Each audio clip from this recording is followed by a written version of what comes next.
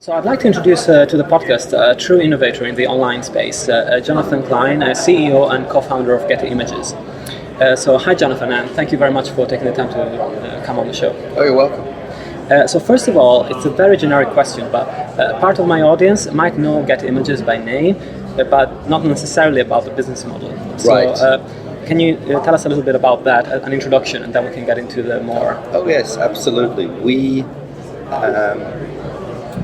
are essentially the place to go for business customers who want photography or moving imagery, video, film, as well as other services around imagery. We produce a significant amount of imagery still on moving ourselves, and we also represent about 300 different companies who use us to distribute or license their imagery. We're all over the world. We've got about 2,000 employees, and we've been digital all the time since about 2001. So Getty Images, the concept behind it is that you have pre-cleared images that you can use and license to anybody, from the smallest graphic designer to a huge advertising agency. So how did you come about this concept of pre-clearing? And did you have to deal with a lot of photographers to get these pre-clearances? How did it work? The way we basically work is we have standard contracts with photographers. And the contract with the photographer or the filmmaker, you can use these phrases interchangeably. The contract gives us the rights to distribute their image and to pay them a set percentage royalty rate. Yeah. Within that contract, we have the rights to set the price and to discount if there's going to be lots of pictures in the deal. And the whole purpose is that when the customer comes to our site or to our call centers, we do not need to say, hold on, I'll get back to you, in terms of whether you can use it and at what price. Yeah. So it enables the customer to search, purchase, and download in a matter of seconds. Yeah. And you announced yesterday that Getty is getting involved into the music space in a more substantial way than it had been before, by signing a deal with a few major players such as Grace Note and Hello Music. What does this new partnership consist of, and how do you see it working? Well, there's two parts to what we do with the music industry. The one part is based on our core competence and our core assets, and that is we have the largest collection of archival photography and video in the world. And as the digital world wants more visual elements together with the music, we're the right place to go. Yeah. In addition, we're shooting live every concert, every major concert, every festival.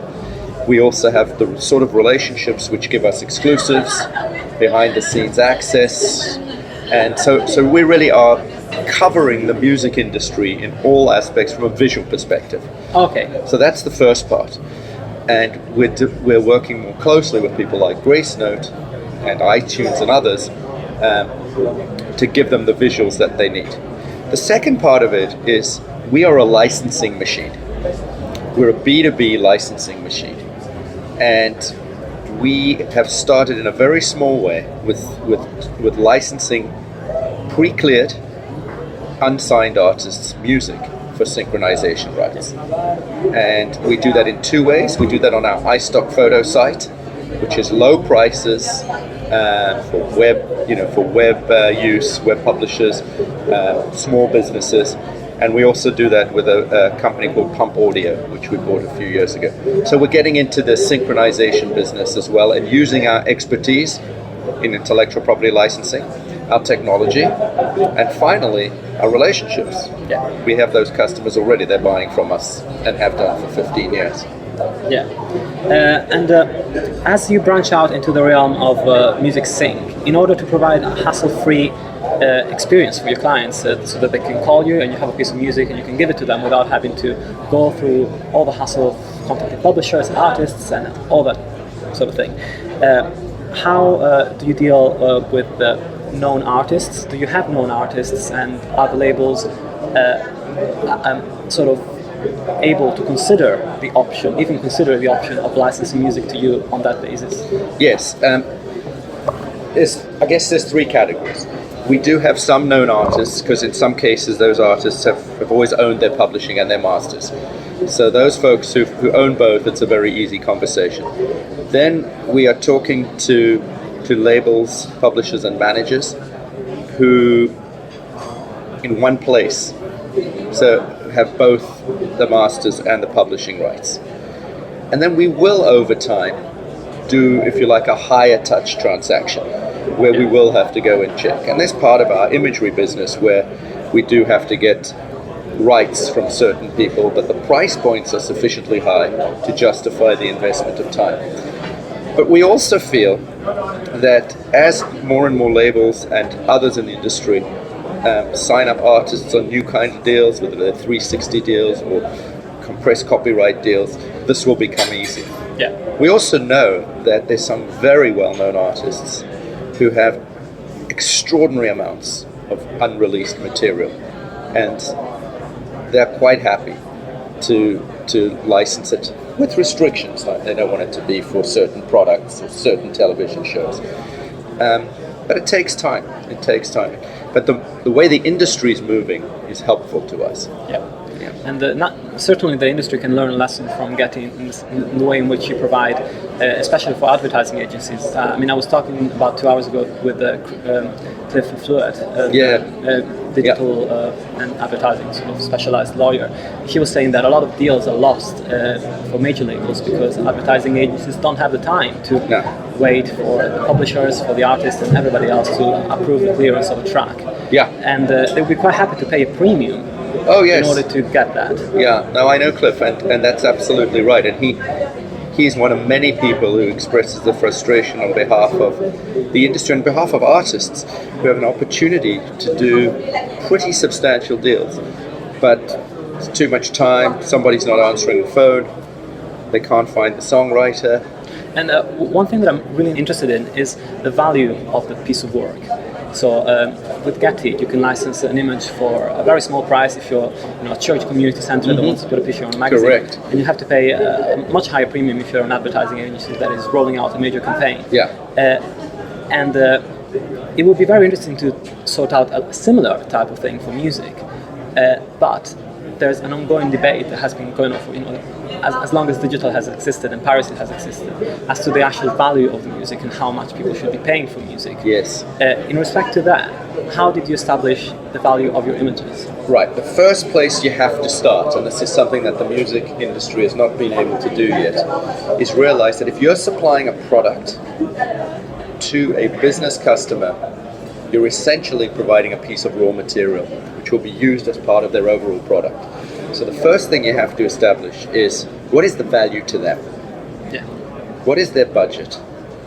How much of their budget are they prepared to spend on that piece of raw material? So you've got to step back and you've got to say, yes, it's inspirational, yes, it's emotional, but don't think of it as art. Think of it as a piece of raw material.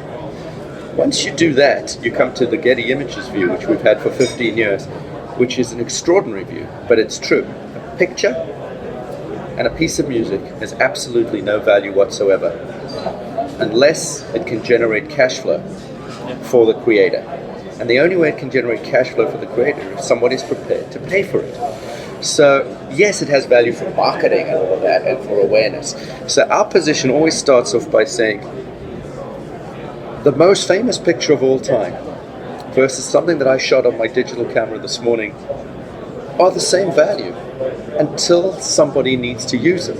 Yeah. And I guarantee that somebody who's wanting a picture of a rainy day in Cannes will put more value on my picture this morning than on a famous World War II shot in our archive.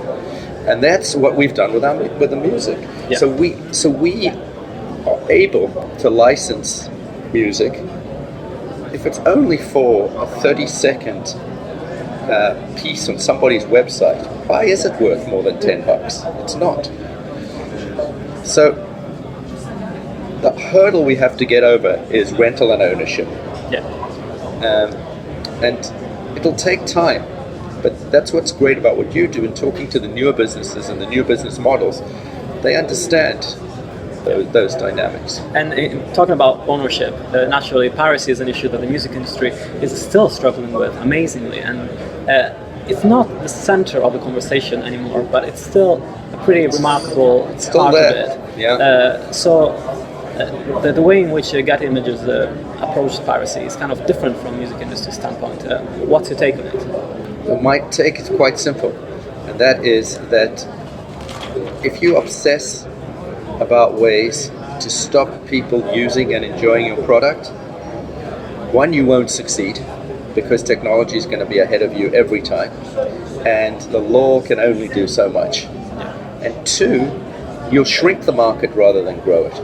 It's interesting, I had breakfast this morning with a very big promoter, and he's saying that time and time again there's proof that something's before released, it gets pirated, it builds an audience from the piracy. By building that audience, you sell more of the product when it's actually released. And from where he sits in the circle as a promoter, he's filling venues because so many people have heard it. So you win at every turn. And I think the more we focus on building the market, creating a compelling experience, links between the fans and the artists, the more we will focus on the right things. It's also convenient for the labels to blame part of their problems on piracy. There's tons of piracy in our industry. And there's tons of piracy in any intellectual property business. Ask Microsoft about piracy. And the really clever thing about Getty is that if you find a piece of work that you own or that you're licensing, and it's being used for generating cash flow, you don't sue the person straight away. I mean, you try and work it out. You try and get them to license the content, because sometimes it's just graphic designer that just put the image in there and the client doesn't even know about it. And there's a lot of different things that can happen that can cause the piracy. So you don't immediately go, "Oh, I'm going to sue you into bankruptcy." No, it's no point. And also, we should learn from our own experience. 5, 6, 7, 8 years ago, whenever it was, and piracy was absolutely rampant in the music industry. And everybody in the industry was saying, we've got to sue, we've got to get legislation, we've got to put technology in place to stop the file sharing and all of that. Let's put Napster out of business. And what actually happened was that a lot of those people who used to steal decided to buy on iTunes. So we proved that if you provide a compelling, easy to use, appropriately priced experience, people won't steal. In our industry, iStock Photo sold 22, 23 million pictures last year. There is no way that the market suddenly just exploded. Those people were there and they were using pictures illegally before. A lot of them now use them legally and pay, hundreds of millions of dollars in total. For convenience as well. For convenience, and also for the added service around it. They get an indemnity behind the picture. There's a call center if they've got a question. I don't think people like stealing. No, exactly. Well, thank you very much. It was a pleasure talking to you.